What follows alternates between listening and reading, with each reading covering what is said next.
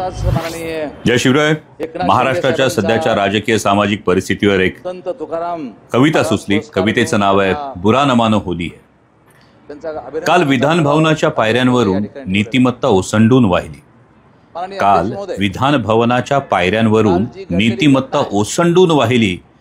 माणुसकी मात्र तोंड लपवून कोपऱ्यात हुंदके देत राहिले.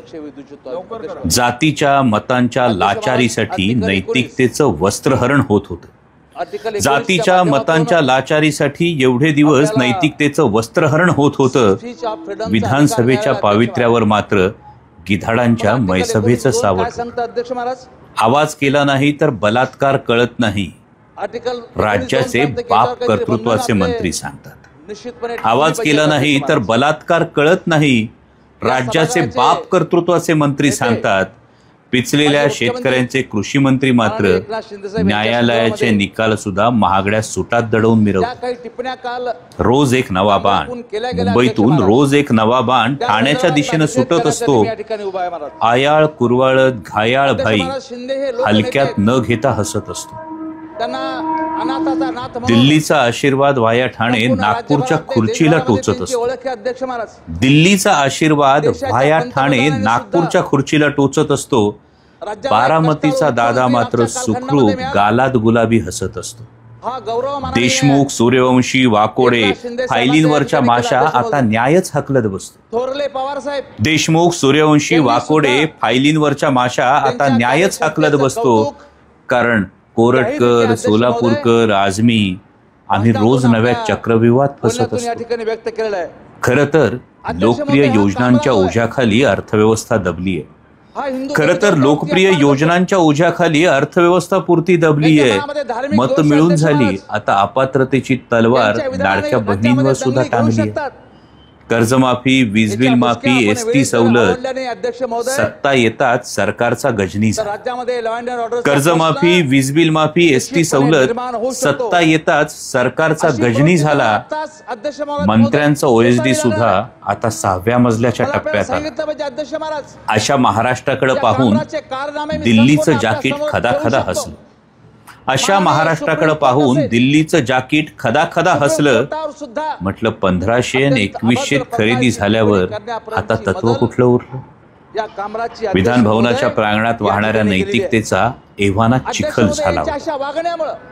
विधान भवनाच्या प्रांगणात वाहणाऱ्या नैतिकतेचा एव्हाना चिखल झाला होता. चिखलात माखणाऱ्या पावलांबरोबर तो आजारपणाचा राजीनामा सुद्धा पडला होता. न्याय, नैतिकता, माणुसकी मात्र अजूनही आशावादी. न्याय, नैतिकता, माणुसकी मात्र अजूनही आशावादी होती. महाराष्ट्राच्या विधानसभेकडे बिचारी एकटक प्रश्नार्थक बघत होती.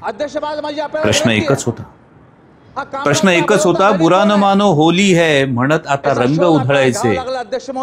बुरा न मानो होली है म्हणत आता रंग उधळायचे की रोज उधळले जाणारे रंग थंड शंढपणानं पाहायचे. थंड शंढपणानं पाहायचे. जय शिवराय. तोपर्यंत अध्यक्ष महाराज आपला मास्टर माइंड कोण याच्या पाठीमागचा हा निश्चितपणे समोर येणार नाही. अध्यक्ष महाराज या राज्याची वेगळी प्रतिमा आहे. आपण हे राज्य संतांचं म्हणतो आणि आताच माननीय शिंदे साहेबांचा गौरव केला गेला.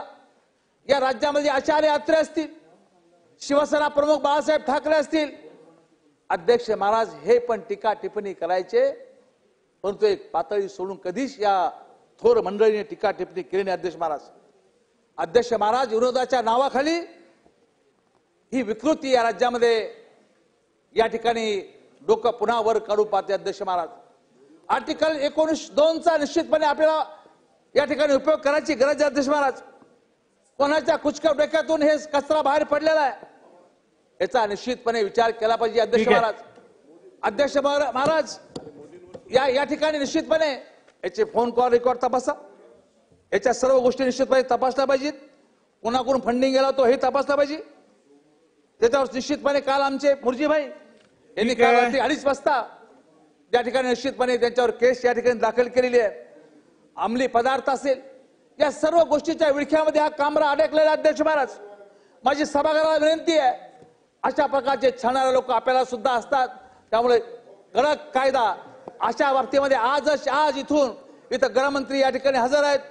मी गृहमंत्री महोदयाला विनंती करणार आहे, आत्ताच्या आता इथूनच माननीय अध्यक्ष साहेब आपण निर्देश द्यावेत त्यांना की अशा या सरक्या डोक्याच्या माणसाला त्वरित अटक या ठिकाणी केली पाहिजे. अध्यक्ष महाराज, ही माझी पहिली मागणी या ठिकाणी असते. अध्यक्ष महाराज, जो आमच्या संस्कृतीवर घाला घालतो, जो आम्हाला निश्चितपणे आमच्या देवदेवताचा अपमान करतो, जो कोर्टाचा अपमान करतो, जो माननीय पंतप्रधानांचा अपमान करतो, या सर्व लोकांचा अध्यक्ष महोदय याच्यावर कडक कारवाई होणं गरजेचे. अध्यक्ष महोदय, त्यामुळे आपण आता या ठिकाणी निर्देश दिले पाहिजे अध्यक्ष महाराज गृहमंत्री महोदयांना की तातडीनं आत्ताच्या आत्ता एक IPS दर्जाचा वरिष्ठ दर्जाचा अधिकारी यांच्या आदेशाखाली चौकशी करून कामराला अटक केली पाहिजे. अध्यक्ष महाराज, ही विनंती मी या ठिकाणी करतो. अध्यक्ष महाराज, कामराच्या या सरक्या याचा निषेध व्यक्त करतो. अध्यक्ष महाराज, आपण सभागृहातल्या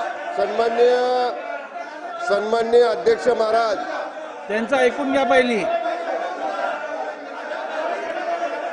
सन्माननीय अध्यक्ष महाराज, सन्माननीय अभिमन्यू पवार, तुम्ही पाठीचा पहिली.